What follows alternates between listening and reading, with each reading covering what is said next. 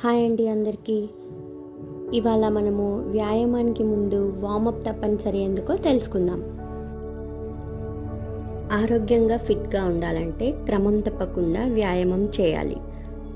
అయితే చాలామంది వ్యాయామం చేసే ముందు వార్మప్ చేయడాన్ని నిర్లక్ష్యం చేస్తారు. కానీ వ్యాయామానికి ముందు శరీరాన్ని వార్మప్ చేయడం వల్ల మన శరీరం మానసికంగా శారీరకంగా వ్యాయామానికి సిద్ధమవుతుంది. దీంతో వ్యాయామ ఫలితాలు మెరుగ్గా ఉంటాయి. అసలు వార్మప్ అంటే ఏంటి?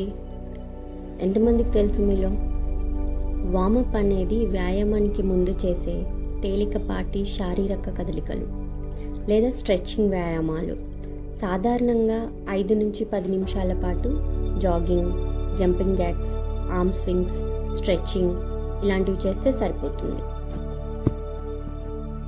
వార్మప్ ఎందుకు అవసరమో అందరికీ అర్థమయ్యే రీతిలో చెప్పాలంటే, ఎలా అయితే వాహనాన్ని స్టార్ట్ చేసిన వెంటనే వేగంగా నడపకుండా కొంతసేపు ఇంజన్ని వేడెక్కిస్తామో, అలాగే వ్యాయామానికి ముందు కూడా శరీరాన్ని క్రమంగా సిద్ధం చేయాలి.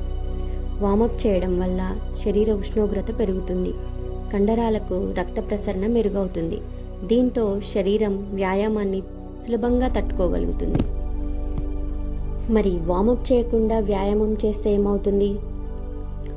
వార్మప్ లేకుండా నేరుగా కఠినమైన ఎక్సర్సైజెస్ చేస్తే కండరాలపై ఒక్కసారిగా ఒత్తిడి పడుతుంది. దీంతో కండరాల నొప్పులు, కండరాలు పట్టేయడం, గాయాలయ్యే ప్రమాదం పెరుగుతుంది. అందుకే ఎక్సర్సైజ్కి ముందు కంపల్సరీ వార్మప్ చేయాలి. మరి వార్మప్ వల్ల కలిగే ప్రయోజనాలేంటో చూద్దామా? వార్మప్ శరీరాన్నే కాదు, మనసును కూడా వ్యాయామానికి సిద్ధం చేస్తుంది. దీంతో దృష్టి కేంద్రీకరణ పెరిగి మెరుగైన ఫలితాలు వస్తాయి.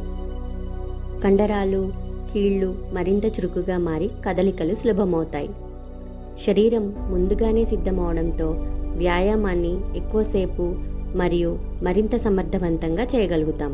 కాబట్టి ప్రతి వ్యాయామానికి ముందు వార్మప్ను అలవాటుగా మార్చుకోవడం మర్చిపోవద్దు.